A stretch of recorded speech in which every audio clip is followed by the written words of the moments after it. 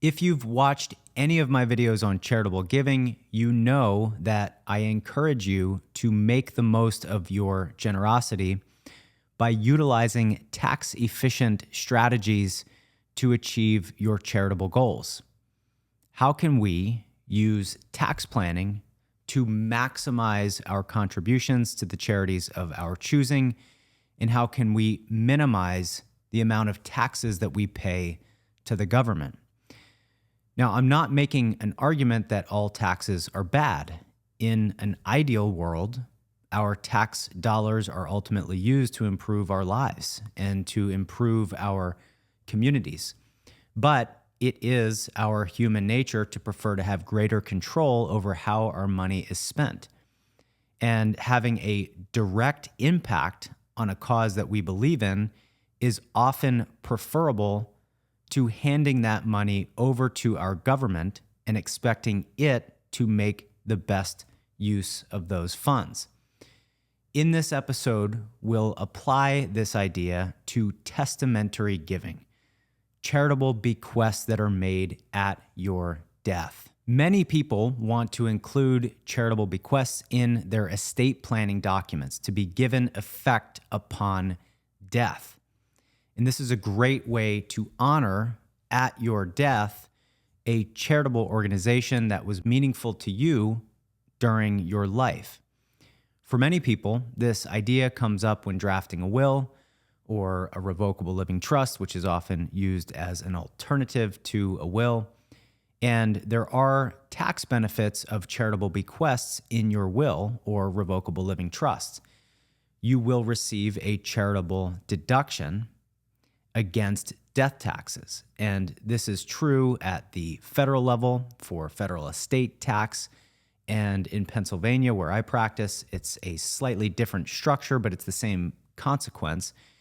Your testamentary charitable bequest will pass free of Pennsylvania inheritance tax. But in this episode, we're going to explore the tax benefits of making charitable gifts from certain qualified retirement plans as an alternative to making charitable gifts through your will or revocable living trust. So this would include things like IRAs, 401ks, 403bs, and other similar qualified plans. We're excluding Roth IRAs because the tax rules are different, and we talk about them in other episodes. In many cases, making a testamentary gift from a qualified retirement account tends to have a much better tax consequence and is therefore a better alternative than making a contribution through your will or revocable trust. Let's first talk about the income tax benefits. We're going to start with general concepts, and we're going to refresh our memory on how these qualified retirement accounts work. So this is a qualified retirement plan refresher.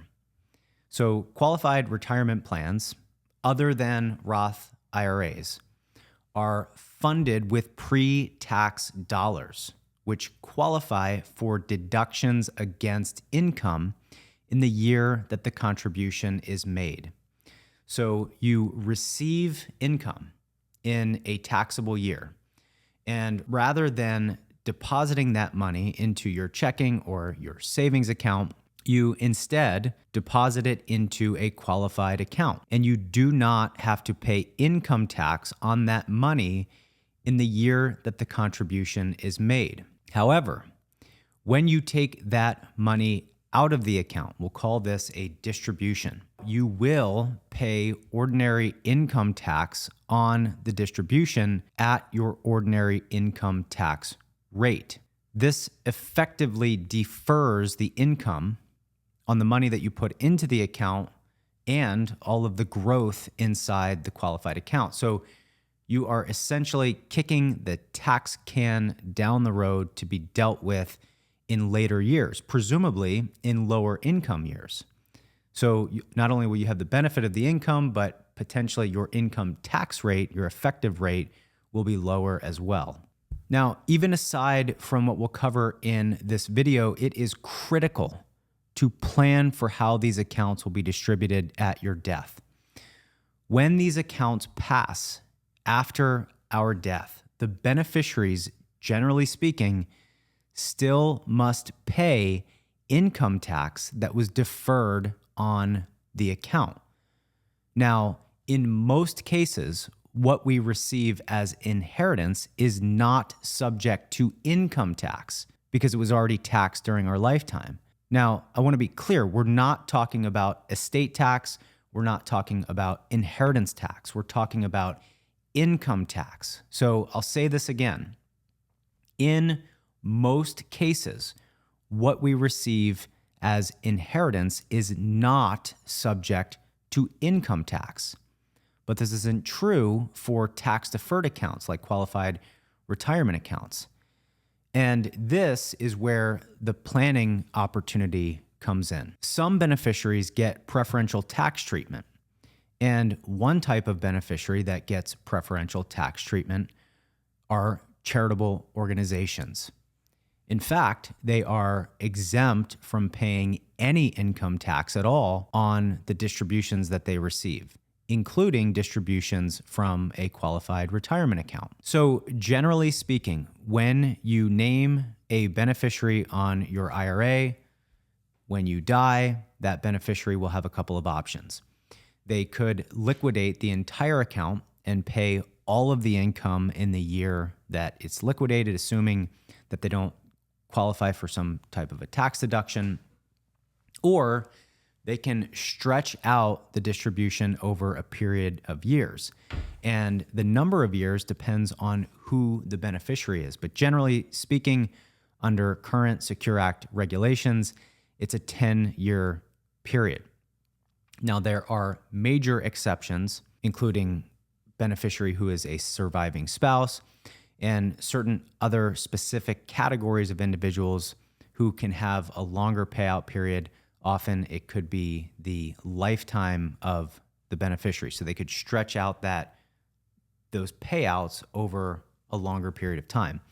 But if you include a charity as your beneficiary on a qualified retirement account, the amount that you designate, it could be a percentage or a specific dollar figure, is totally exempt from tax. So not only is there a deduction against estate and inheritance tax, but there's also, the charity is also exempt from paying the income tax. And that's income tax that would otherwise be paid by your non-charitable beneficiaries. So even if one of your beneficiaries has this lifetime stretch, and so they can stretch out those distributions for a much longer period beyond the 10 years, they still will have to pay income tax on each distribution that they make over that period. So why does this matter? When we're looking at a will versus a qualified account, charitable bequests under your will do not yield any income tax benefits. You still get the charitable deduction against estate and inheritance tax, but there's generally not a reduction of income tax. But if you instead account for your charitable beneficiaries through these qualified accounts, any amounts that are distributed to the charity are exempt from income tax, whereas the same distribution to a non-charitable beneficiary would be subject to income tax. So if you have a choice between using funds from a qualified retirement account versus including a charity as a beneficiary under your will, in many cases, you're better off including the charity as a beneficiary on your qualified account. There may be some major exceptions to this if your beneficiaries are in a 0% tax bracket, or maybe if they have one of those longer stretch periods. But regardless, this is something that you should absolutely consider because it could yield a much more favorable tax result depending on your individual circumstances. So how do you do this? It is simple. You name the charity as a beneficiary on the beneficiary designation form that would be provided upon request from the financial institution that's managing the account. And while every form is different, most will allow you to designate the charity as a beneficiary of a specific dollar amount or of a percentage of the total value of the account. So I hope that you enjoy this content. If you did, please let me know. Please consider subscribing if you find this information helpful, and I'll look forward to seeing you in the next video.